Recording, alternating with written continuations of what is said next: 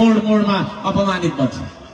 त्यसो भएको कारणले गर्दाखेरि कामलाई सम्मान गर्ने संस्कृति नै श्रम संस्कृति रहेको कुरामा सम्पूर्ण आदरणीय संघ सभावासी आमा बुवा दाजुभाइ तथा दिदीबहिनीहरूलाई र मिडिया मार्फत सम्पूर्ण नेपालीलाई जानकारी गराउन चाहन्छु। समाजलाई हामीले समतामुखी बनाउने हो भने, समृद्ध बनाउने हो भने, सुखी र खुसी बनाउने हो भने श्रम संस्कृतिको विकल्प नरहेको म जानकारी गराउन चाहन्छु। हामी भनेको यो देशलाई निस्केको पार्टी हो, संगठन हो, श्रम संस्कृति। तपाईहरु जित्न चाहनुहुन्छ? तपाईहरुलाई म सोध्दैछु, तपाईहरु जित्न चाहनुहुन्छ? माथि बस्नेहरुले मलाई भन्नुहोस्, तपाईहरु जित्न चाहनुहुन्छ? माथि बस्नेहरुले भन्नुहोस्, म तपाईहरु जित्न चाहनुहुन्छ?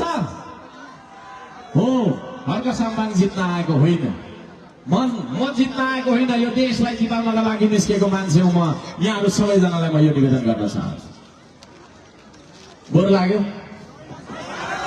जोस चलिरहेको छ है? मेरो कुरा सुन्नु त्यस्तो बोर लाग्दैन मलाई थाहा छ। ल सबैजनाले एकचोटि मसँग सँगै भन्नु ल। प्रकृति जस्तो बन्न सकौं।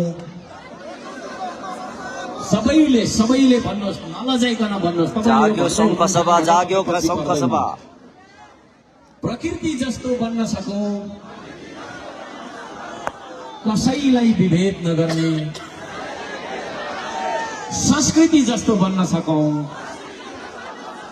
सबैलाई आफ्नो ठान्ने। प्रविधि जस्तो बन्न सकौं, जीवनलाई सहज बनाउने। हो, हामी प्रकृति जस्तो बन्नुपर्छ आदरणीय दाजुभाइ दिदीबहिनीहरू। यो घामले मलाई मात्रै प्रकाश दिएको छैन, तपाईलाई पनि दिएको छ। मान्छेहरु शङ्ख सभामा मान्छेहरु हामी विभेद गर्दैनौं, माथि सबैतिर मान्छेहरु। बाप रे बाप। संस्कृति जस्तो बन्नुपर्छ, सबैलाई आफ्नो ठान्ने। संस्कृतिले सबैलाई आफ्नो ठान्छ, हामी सबैलाई आफ्नो ठान्छौँ। तपाईहरुलाई म बिरानो सम्झिदिनु। तपाईले मलाई हर्के हलदार भन्नुहोस्, ढुङ्गे भन्नुहोस्, जेसुकै भन्नुहोस्, तर म तपाईलाई के भन्छु, मेरो नेपाली दाजुभाइ। किनभने म यो देशलाई माया गर्न निस्केको मान्छे हो। यो देशलाई माया गर्नुपर्छ भने एमालेमा बसेको मलाई विरोध गर्ने पनि नेपाली नै हो, त्यसलाई मैले माया गर्नै पर्छ। कांग्रेसमा बस्नु भएकोहरूलाई पनि मैले माया गर्नै पर्छ। माओवादी लगायतका विभिन्न पार्टीमा बसेर चाहिँ मलाई देखि नसहने गाली गर्ने मान्छेलाई पनि माया गर्नुपर्छ, म माया गर्छु।